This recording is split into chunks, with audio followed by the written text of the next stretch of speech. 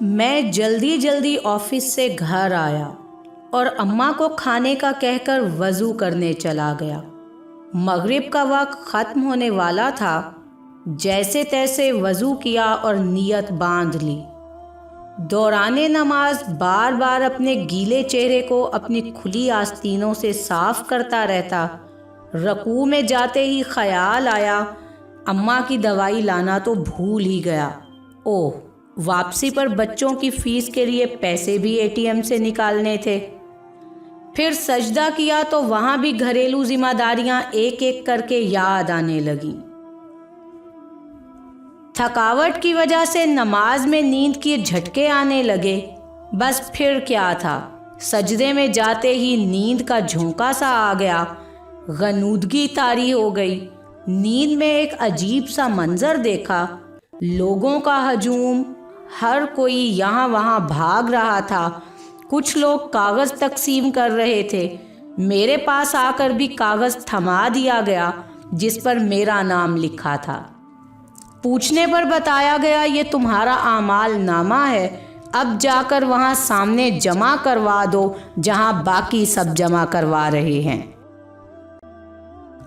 پھر نام پکارا جائے گا فیصلے کے لیے۔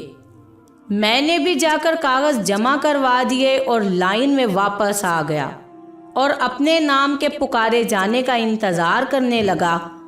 نام پکارا جانے لگا، فلاں بن فلاں جنت، فلاں بن فلاں جنت۔ اب تیسرے نمبر پر میرا نام پکارا گیا۔ میرے پاؤں کے نیچے سے زمین نکل گئی۔ یا اللہ، اب کیا بنے گا؟ ساتھ ہی فیصلہ بھی سنا دیا گیا، جہنم۔ مجھے اپنے کانوں پر یقین نہیں آ رہا تھا۔ 2 قداور لوگ آئے اور مجھے گھسیٹنے لگے۔ میں پکارنے لگا، رکو رکو، شاید یہ کسی اور کا نام ہوگا، میرا تو جنت والوں میں آنا تھا۔ مگر مجھے غصے سے خاموش کروا دیا گیا۔ ہمارے یہاں فیصلے میں غلطی کا امکان ہی نہیں۔ مجھے جہنم کی طرف گھسیٹا جا رہا تھا اور میں مدد کی بھیک مانگتا جاتا۔ نہ میں جھوٹ بولتا تھا، نہ دھوکہ فریب دیتا تھا، نہ شراب اور زنا جیسے کاموں میں ملوث تھا۔ پھر جہنم کیوں؟ مگر کوئی سننے کو تیار ہی نہیں تھا۔ جہنم کی گرمی مجھے محسوس ہونے لگی۔ اندھیرے گڑھے میں مجھے پھینکنے کو تیار کھڑے تھے۔ مجھے اچانک اپنی نماز کا خیال آیا۔ نماز نماز کہاں ہو تم؟ نماز بھی خاموش۔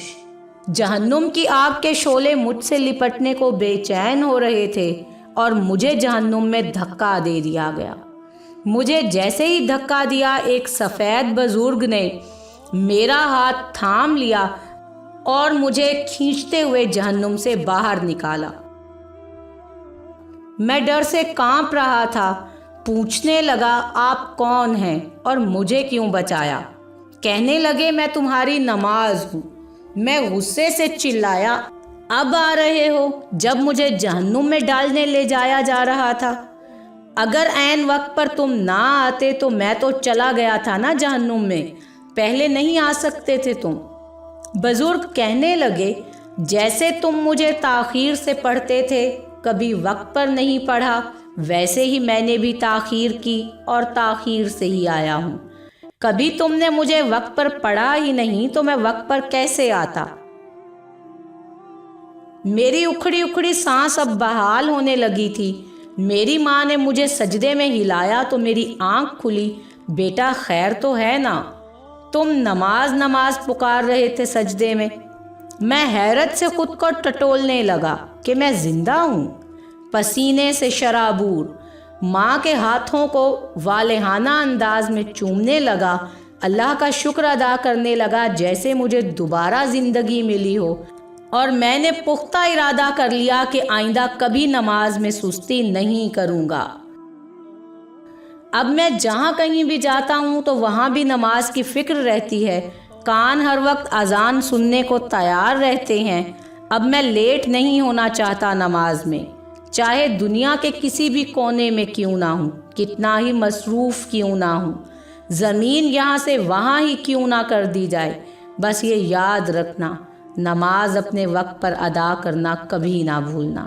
کہانی یہ بھی فرضی ہے، مگر اگر ہم اپنے گریبانوں میں جھانکیں اور یہ دیکھیں کہ ہم میں سے کتنے لوگ ہیں جو اپنی نماز کو وقت پر ادا کرتے ہیں اور اپنے لیے آسانیاں پیدا کر رہے ہیں، ذرا سوچیے۔